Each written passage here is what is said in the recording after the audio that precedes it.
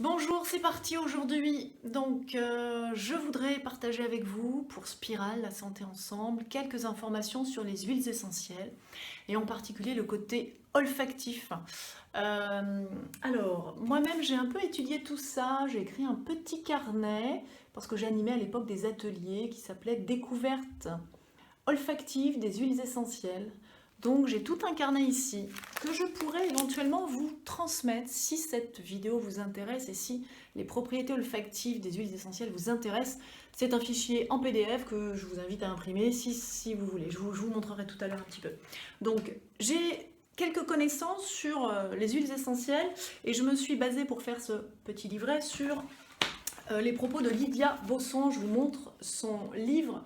C'est une référence en la matière concernant voilà, les propriétés psycho-émotionnelles des huiles. Également, et bien sûr, Dominique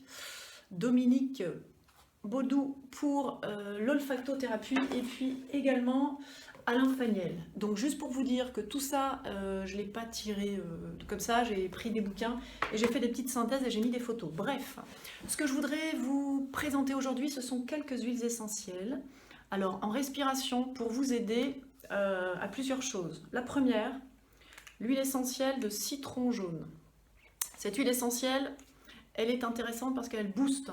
Et dans ces temps où on est à la maison et où on a peut-être du mal à se mettre à bosser, où on est un peu ramollo, eh bien, elle est très intéressante. Alors moi, je l'avais testée il y a quelques temps à la maison et effectivement, de diffuser cette huile essentielle, donc idéalement un diffuseur d'huile essentielle, hein, pas un brumisateur, mais un diffuseur, ça va bien faire que toute la pièce est bien bercée dedans.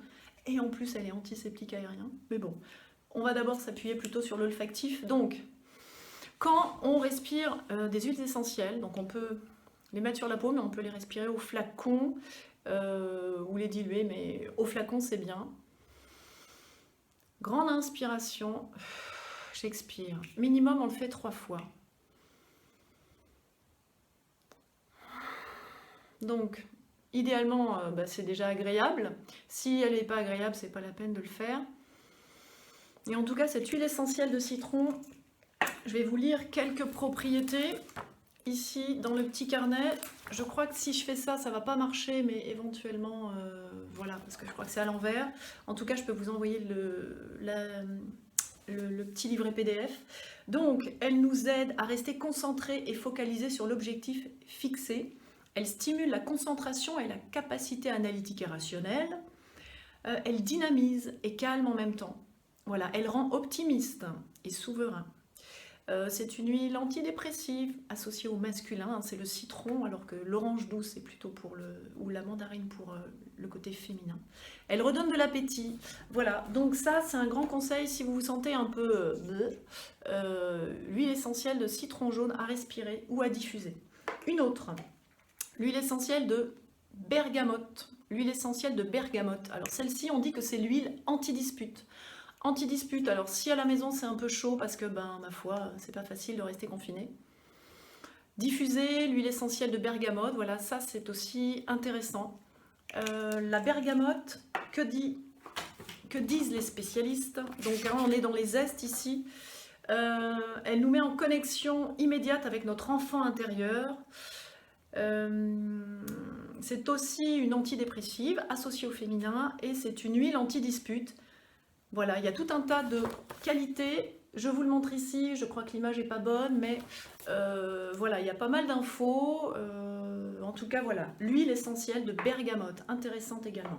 Une huile incontournable pour tout ce qui est apaisement, donc l'huile essentielle de lavande fine. Lavande fine, donc si on aime l'odeur, elle est intéressante pour plein de choses, pour la peau, mais également calmante et apaisante. Je continue pour ne pas faire trop long.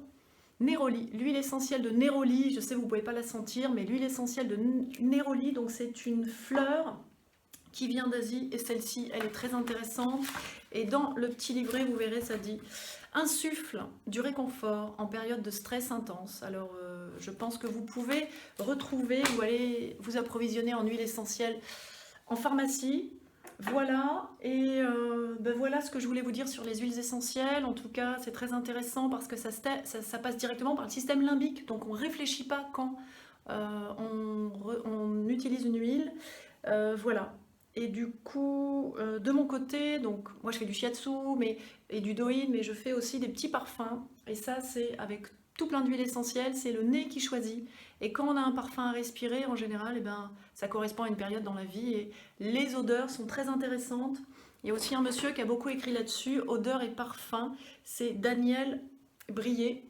Et là, il explique de manière assez scientifique aussi que ces huiles essentielles, ces molécules, ont des actions et émettent des vibrations, en tout cas ont une fréquence vibratoire particulière qui vont nous aider, qui vont aider l'organisme à se réguler. Voilà, je vous dis à bientôt, prenez bien soin de vous, et puis pour ceux qui télétravaillent, bon courage, pour les autres, occupez-vous bien, prenez soin de vous et de vos proches, au revoir, à bientôt. Donc c'était Florence Laborie pour la spirale, la santé ensemble. Bye bye.